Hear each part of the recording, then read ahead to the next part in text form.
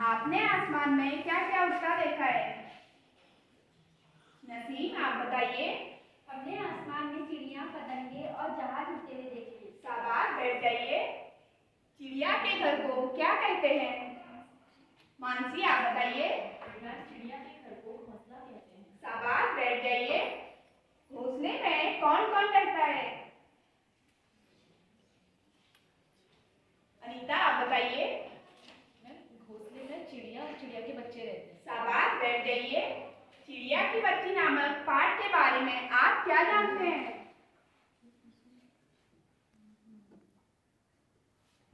चिड़िया की बच्ची नामक पाठ के लेखक श्री जैनेन्द्र कुमार जी हैं। आज हम चिड़िया की बच्ची नामक पाठ का विस्तारपूर्वक अध्ययन करेंगे।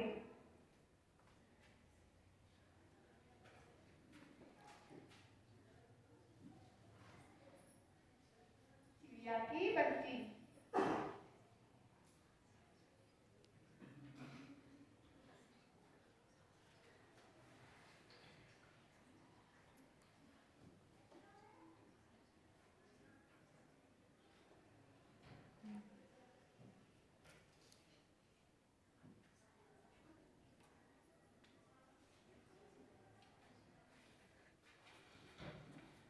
सभी विद्यार्थी पृष्ठ संख्या 67 अध्याय 9 चिड़िया की बच्ची खोलेंगे। माधव दास ने अपनी संगमरमर की नई कोठी बनवाई है। उसके सामने बहुत सुंदर सुहावना बगीचा भी लगवाया है। उनको कला से बहुत प्रेम है। धन की कोई कमी नहीं है और कोई व्यसन छू नहीं गया है। सुंदर अभिरुचि के आदमी हैं। फूल पौधे रकाबियों से हौजों में लगे फव्वारों में उछलता हुआ पानी उन्हें बहुत अच्छा लगता है। समय भी उनके पास काफी है। जब दिन की गर्मी ढल जाती है और आसमान कई रंग का हो जाता है, तब कोठी से बाहर चबूतरे पर तख्त डलवाकर मसनद के सहारे वह गलीचे पर बैठते हैं और प्रकृति की छटा का आनंद लेते हैं। इसमें मानो उनके मन को तृप्ति मिलती है। मित्र हुए तो उनसे विनोद चर्चा करते हैं, नहीं तो पास में रखे हुए फरसी हुक्के की सटक को मुंह में दिए ख्याल ही ख्याल में संध्या को स्वप्न की भांति गुजार देते हैं। आज कुछ कुछ बादल थे। घटा गहरी नहीं थी। धूप का प्रकाश उनमें से छन छन कर आ रहा था। माधव दास मसनद के सहारे बैठे थे।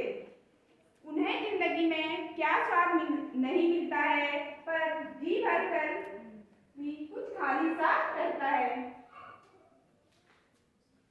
उस दिन संध्या समय उनके देखते देखते सामने गुलाब की डाली पर एक चिड़िया आन बैठी। चिड़िया बहुत सुंदर थी।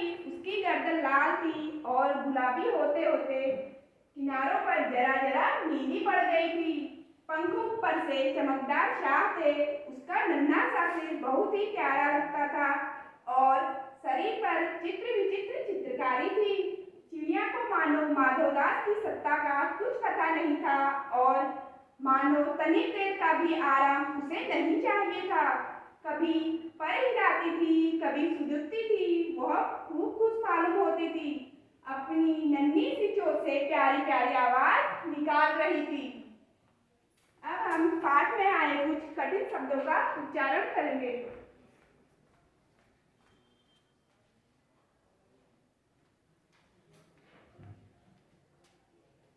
उच्चारण अभ्यास।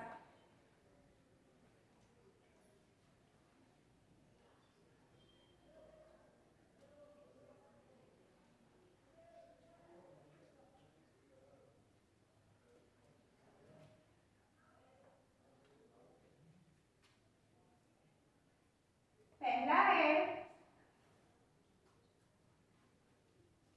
अभिरुचि।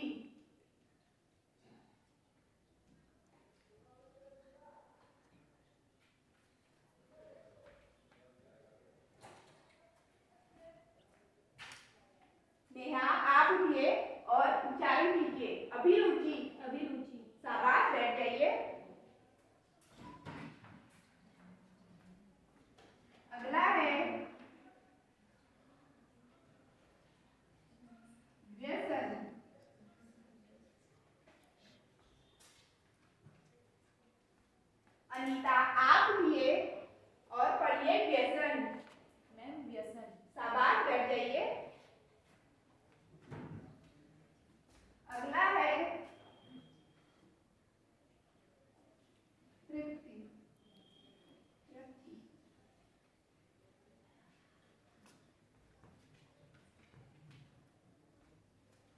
हेमा, आप पढ़िए। शाबाश, बैठ जाइए। अगला है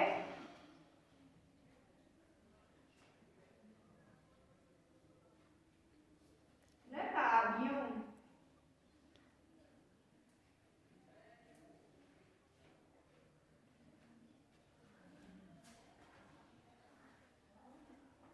निशा, आप पढ़िए।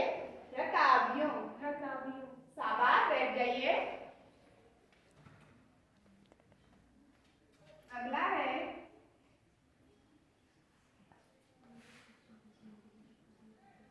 फव्वारों।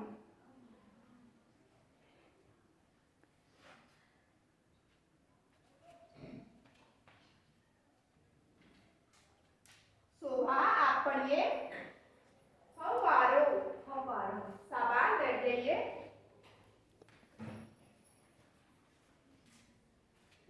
अगला है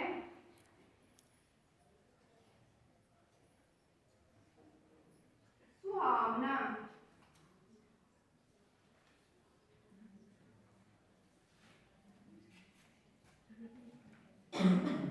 मानसी, आप उठिए और पढ़िए सुहावना। शाबाश, बैठ जाइए। कुछ विद्यार्थी पाठ का पुनः वाचन करेंगे, अन्य ध्यानपूर्वक सुनेंगे। किरण, आप पढ़िए। माधवदास ने अपनी संगमरमर की नई कोठी बनवाई है। उसके सामने बहुत सुहावना बगीचा भी लगवाया है। उनको कला से बहुत प्रेम है। धन की कमी नहीं है और कोई व्यसन छू नहीं गया है। सुंदर सुंदर अभिरुचि के आदमी हैं। फूल पौधे रकाबियों से मौजों में लगे फव्वारों में उछलता हुआ पानी उन्हें बहुत अच्छा लगता है। समय भी उनके पास काफी है। शाम को जब दिन की गर्मी ढल जाती है और आसमान कई रंग का हो जाता है, तब कोठी के बाहर चबूतरे पर तख्त डलवाकर मसनद के सहारे वह गलीचे पर बैठते हैं और प्रकृति की छटा निहारते हैं। इनमें मानो उनके मन को तृप्ति मिलती है। मित्र हुए तो उनसे विनोद चर्चा करते हैं, नहीं तो पास रखे हुए फर्सी हुक्के की सटक को मुंह में दिए ख्याल ही ख्याल में संध्या को स्वप्न की भांति गुजार देते हैं। शाबाश किरण, आप बैठ जाइए। टेंका, आप पढ़िए। अगला पैराग्राफ। आज कुछ कुछ बादल थे, घटा गहरी नहीं थी। धूप का प्रकाश उनमें से छन छन आ रहा था। मानवदास मसनद के सहारे बैठे थे। उन्हें जिंदगी में क्या स्वाद नहीं मिला है, पर जी भर कर भी कुछ खाली सा रहता है। उस दिन संध्या समय उनके देखते देखते सामने के गुलाब की डाली पर एक चिड़िया आ बैठी। चिड़िया बहुत सुंदर थी। उसकी गर्दन लाल थी और गुलाबी होते होते किनारों पर जरा जरा नीली पड़ गई थी। पंख ऊपर से चमकदार स्याह थे। उसका नन्हा सा सिर तो बहुत प्यारा लगता था और शरीर का चित्र विचित्र चित्रकारी थी। चिड़िया को मानो माधवदास की सत्ता का कुछ पता नहीं था और मानो तनिक देर का आराम भी उसे नहीं चाहिए था। कभी पर मिलती थी, कभी फुदकती थी। बहुत खूब खुश मालूम होती थी। अपनी नन्ही सी चोंच से प्यारी प्यारी आवाज निकाल रही थी। शाबाश टेंका, आपने बहुत अच्छा पढ़ा, लेकिन आपने हिलाती का अभ्यास उच्चारण गलत किया। आपने हिलती थी को हिलाती थी को आपने हिलती थी पढ़ा। शाबाश, बैठ जाइए।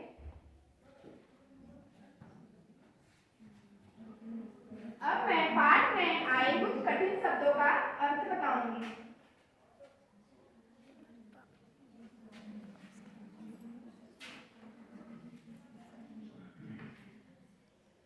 शब्द अर्थ।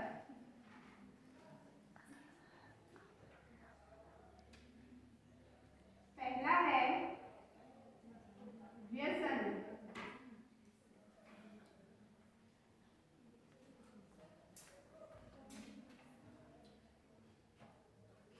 बच्चों, यह क्या है?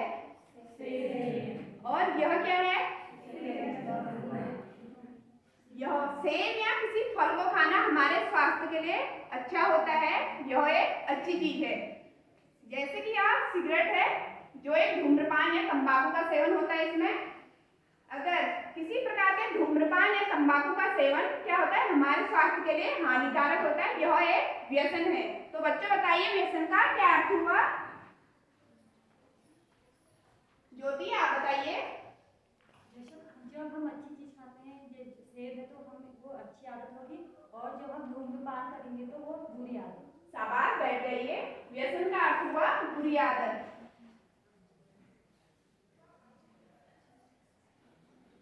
बुरी आदत, व्यसन का अर्थ हुआ बुरी आदत।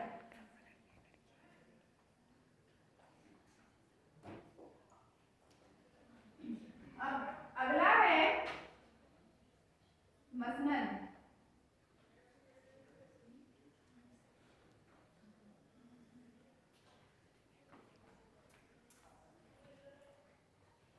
बच्चों मेरे हाथ में मसनद है।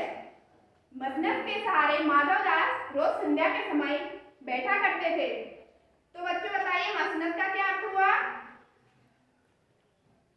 यामिनी आप बताइए। मैम बोल तकिया। शाबाश, बैठ जाइए। मसनद का अर्थ हुआ गोल तकिया, गोल लंबा तकिया। गोल लंबा तकिया, गोल लंबा तकिया। अगला है निहारते। कोई भी दो बच्चे आगे आ जाइए। यामिनी, मानसी।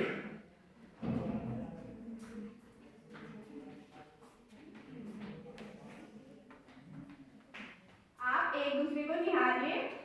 बच्चों देखिए ये दोनों एक दूसरे को निहार रहे हैं। तो निहारने का क्या अर्थ हुआ? शोभा आप बताइए। शाबाश, बैठ जाइए। यामिनी और मानसी शाबाश, बैठ जाइए। ध्यानपूर्वक देखना है या लगातार देखना, आप कुछ भी बोल सकते हैं।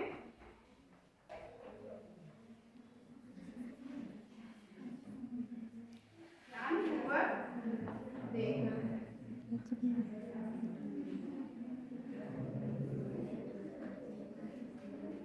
अगला है तृप्ति।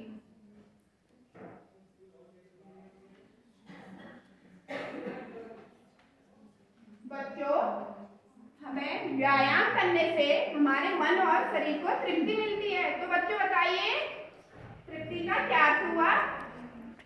लता आप बताइए। शाबाश, बैठ जाइए। तृप्ति का अर्थ हुआ मानसिक शांति। मानसिक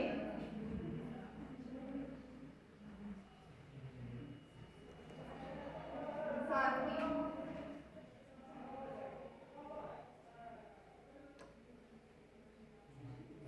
अगला है कोठी। कोठी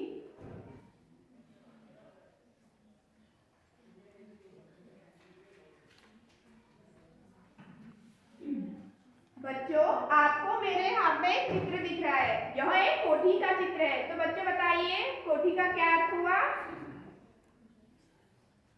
ममता आप बताइए। विशाल भवन। शाबाश, बैठ जाइए। तो कोठी का अर्थ हुआ विशाल भवन।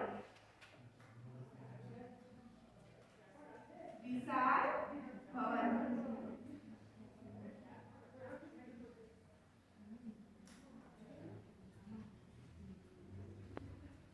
सभी विद्यार्थी मौन वाचन करेंगे। हो गया मौन वाचन?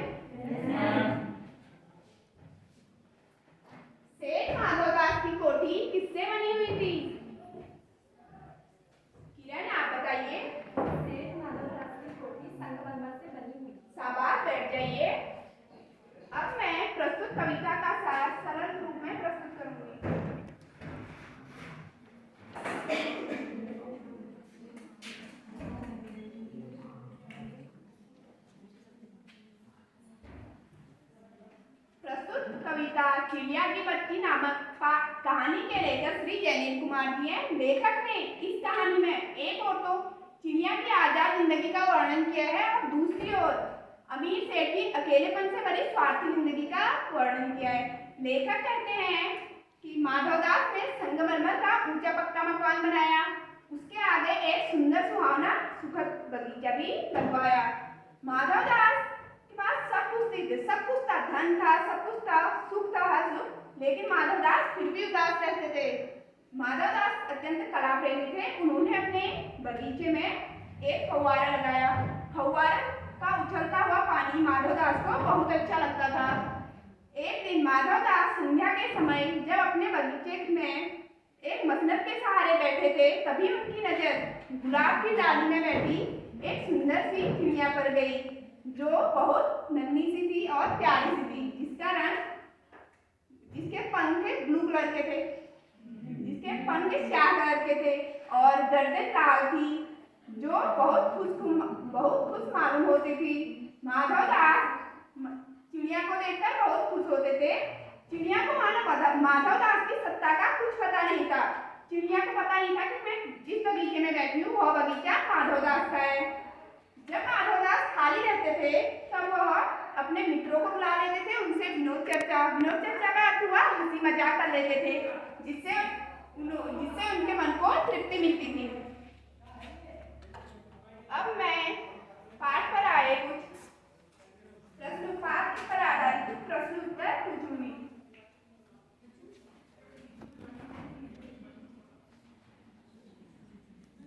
प्रश्नोत्तर।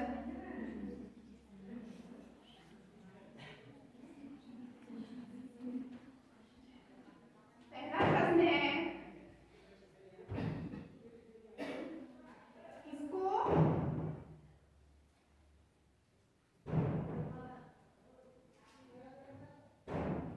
कला से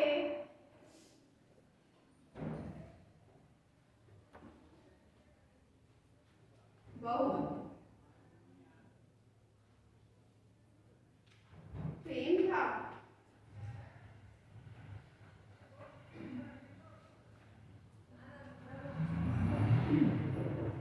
प्रश्न है, किसको कला से बहुत प्रेम था? हेमा, आप बताइए। माधवदास को कला से बहुत प्रेम था। शाबाश, बैठ जाइए। उत्तर, माधवदास को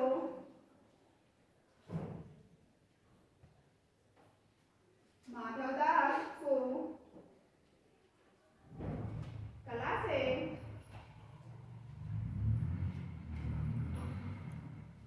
बहुत प्रेम था।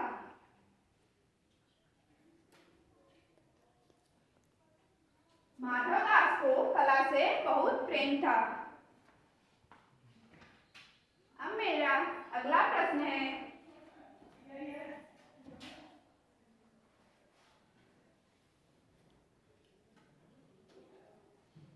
माधवदास किसके सहारे बैठा था?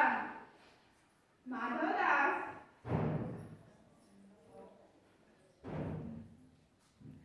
किसके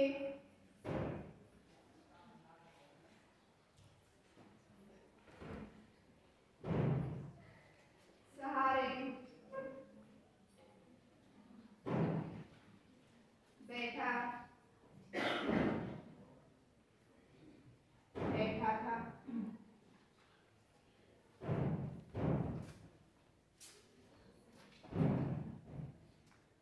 मानसी, आप बताइए, माधवदास किसके सहारे बैठा था? माधवदास मसनद के सहारे बैठा था। शाबाश मानसी, बैठ जाइए। उत्तर, माधवदास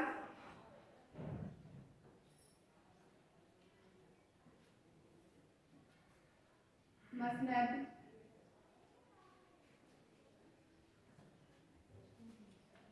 के सहारे बैठा था।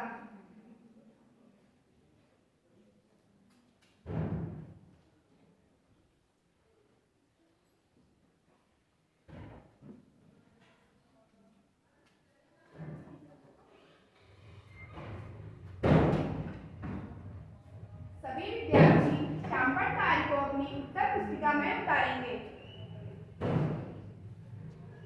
उतार लिया? कौन उदास था? प्रभा, आप बताइए। मानवदास उदास थे। शाबाश, बैठ जाइए। चिड़िया कहाँ आकर बैठ गई? चांदनी, आप बताइए। चिड़िया गुलाब की डाली पे आकर बैठी। शाबाश, बैठ जाइए। माधवदास को क्या अच्छा लगता था? प्रियंका, आप बताइए। मैं माधवदास को फव्वारों से उछलता हुआ पानी बहुत अच्छा लगता है। शाबाश, बैठ जाइए।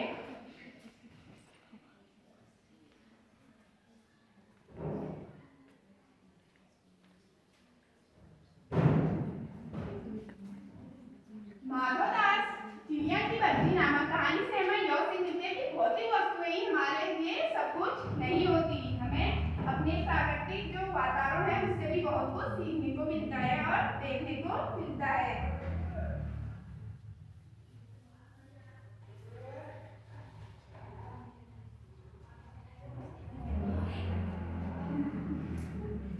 सभी विद्यार्थी गृह कार्य को अपनी उत्तर पुस्तिका में उतारेंगे।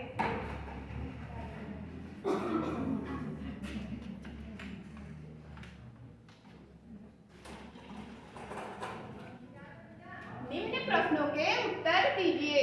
किसने अपने बाग में फव्वारे लगाए थे? किसे देखकर माधवदास खुश हो गया? सभी ने गृह कार्य उतार लिया?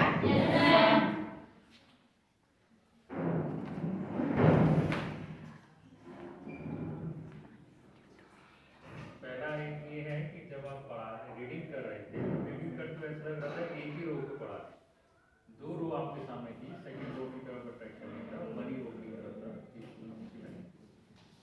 दूसरा ये आप हिंदी पढ़ा रहे हैं तो हिंदी ही पढ़ाएंगे, वहाँ पे इंग्लिश का शब्द नहीं। तीसरा एक मेरे को ये लगा, जब आप अभी क्वेश्चन बच्चों से पूछ रहे थे, स्टूडेंट से पूछा जा रहा था, तो आपने अपना बोर्ड ही रख दिया। बोर्ड पे रहेगा तो वहीं से रिप्लाई दे देगा बच्चा, ये तो सबसे बड़ा नेगेटिव। बाकी पॉजिटिव सबसे ज़्यादा अच्छा ये है, तुम्हारी वॉइस बहुत क्लियर है, बहुत अच्छा बोल रहे थे, साफ सुनाई दे रहा था, पीछे से सुनाई दे रहा था, और चार्ट भी बहुत अच्छा बना है, प्रेजेंटेशन अच्छा था चार्ट पे। तो मेरे पास इतनी शब्द है, तो सब्जेक्ट टीचर बताएगा आपके पास। एक चीज शुरू से बता रही हूँ। पहले टीचिंग पॉइंट से शुरू करते हैं। आदर्श वाचन तुमने ठीक किया, लेकिन आदर्श वाचन के समय मैंने बिल्कुल ये नहीं सिखाया कि आप इधर से उधर इतना रोमिंग करें, क्योंकि जब आप कभी इधर रोमेंगे कभी उधर तो आपकी आवाज़ बच्चे तक क्लियर नहीं जाएगी। आदर्श वाचन के दौरान आप कक्षा के मध्य में खड़े होंगे, आपके हाथ में किताब लेने का जो ढंग है वो गलत था बिल्कुल, जबकि मैंने पहले ही कहा है आपको किताब जिस तरीके से पकड़नी है उसके लिए। अगर आपकी किताब टाइट नहीं है, आप उस पर चाहे हार्डबोर्ड पेस्ट करिए या जो भी करिए, लेकिन आपका प्रॉपर बैनर में आपको उसे होल्ड करना है। दूसरी चीज, उच्चारण अभ्यास में आपने ठीक तकनीक अपनाई, लेकिन अनुकरण वाचन के बाद जब आप काटने निवारण में आई तो उसमें आपने शांति को शंति लिखा, छापे आपका डंडा नहीं लगाया, आपके डंडे से ही छोटी की मात्रा आपने ऐसे करके लगा दी। ठीक बेटा, एक गलती यहाँ पर आई। बाकी आपने हिंदी प्रयोग किया उसमें, वो आपने अच्छा किया, वो आप सबको समझ में आया भी होगा, मुझे ऐसा लगता है, जिस तरीके से आपने उसे प्रयोग करने की कोशिश करी। और मौन वाचन के बाद आपने मूल्यांकन प्रश्न पूछा, चलिए ठीक है, लेकिन आपने जो चार्ट बनाया बहुत अच्छा था और आज आपका एक्सप्लेनेशन भी बहुत अच्छा था। चार्ट के थ्रू जो आपने एक्सप्लेनेशन दिया वो मुझे अच्छा लगा कम से कम। उसके बाद में बोध प्रश्न में आपने, क्योंकि ब्लैक बोर्ड पर थोड़ा सा सिस्टमेटिक कर दिया, आप थर्ड क्वेश्चन आपने नहीं पूछा क्योंकि लिखते कहाँ, इसलिए आपने उसको छोड़ दिया। देखा जाए तो एक तरीके से ठीक भी था क्योंकि आपके पास लिखने के लिए उसकी जगह नहीं थी, लेकिन फिर ब्लैक बोर्ड वर्क के अकॉर्डिंग वो नेगेटिव था। नेगेटिव इसलिए था क्योंकि आपने थर्ड क्वेश्चन बच्चे से पूछा ही नहीं, आपने उसको छोड़ दिया। लास्ट में रिकैप्चुलेशन में आपने प्रश्न पूछे, प्रश्न बदल दिए आपने सारे, और रिकैप्चुलेशन के बाद आप रिकैप्चुलेशन पूछने से पहले जब आपने शाम पर निरीक्षण कार्य कराया, रिकैप्चुलेशन से पहले आपने ब्लैक बोर्ड रख नहीं किया। और होमवर्क देना तो शायद भूल गई थी, तो धीरे से याद आया, जल्दी से जाके गृह कार्य भी आपने काम किया। ठीक बेटा, अच्छा ही तुम्हें पता है, सर ने भी आपको बताया, वॉइस क्लैरिटी बहुत अच्छी है, चार्ट अच्छा था, चार्ट का यूज भी अच्छा था, तो छोटी छोटी गलतियां रह गई हैं उनको आगे चल के हम नहीं करेंगे। और ब्लैक बोर्ड आज तो पूरा भी किया था, आधे में लिखते थे तो